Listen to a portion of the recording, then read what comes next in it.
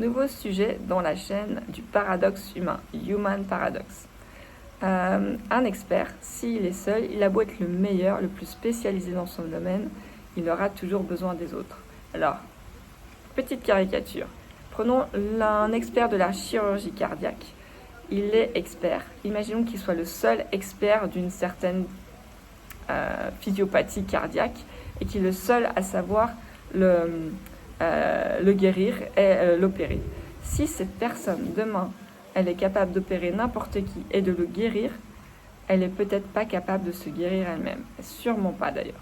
Donc là, un expert, s'il est unique, s'il est seul, il sera beaucoup moins fort de façon générale, il pourra opérer beaucoup moins de personnes, parce que forcément, il est seul. S'il partage son savoir, il va pouvoir transférer ses connaissances, mais ce n'est pas le tout. Il aura besoin de l'ouverture d'esprit des autres experts dans le domaine cardiaque.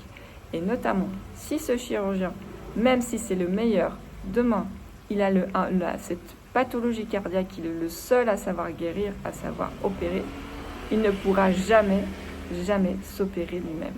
On a les capacités de guérir les autres ou d'aider les autres parce qu'on a cette capacité de se mettre à distance et de pouvoir expertiser l'autre avec notre œil d'expert.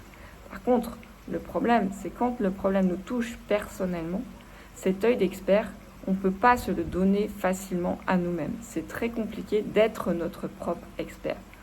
On le fait de façon quotidienne, on se gère de façon quotidienne, on a cette connaissance de soi, mais le regard des autres, l'aide des autres, l'ouverture d'esprit des autres est une nécessité, et notamment dans notre sphère sociale en tant qu'humain.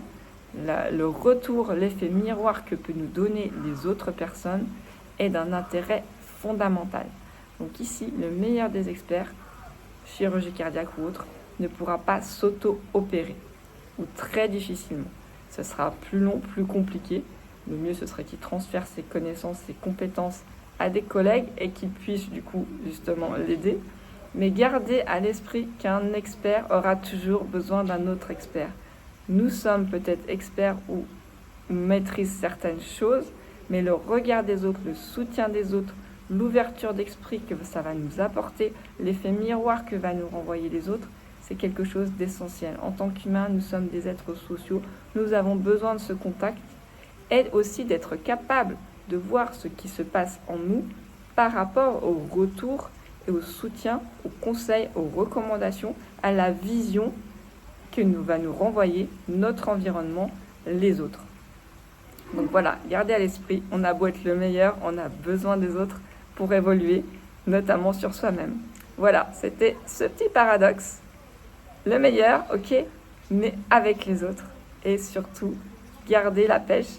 Vous dites-vous que vous aurez toujours besoin de quelqu'un d'autre. C'est normal, les autres ont besoin de vous, vous avez besoin des autres. C'est comme ça que ça marche. À très bientôt pour une nouvelle vidéo.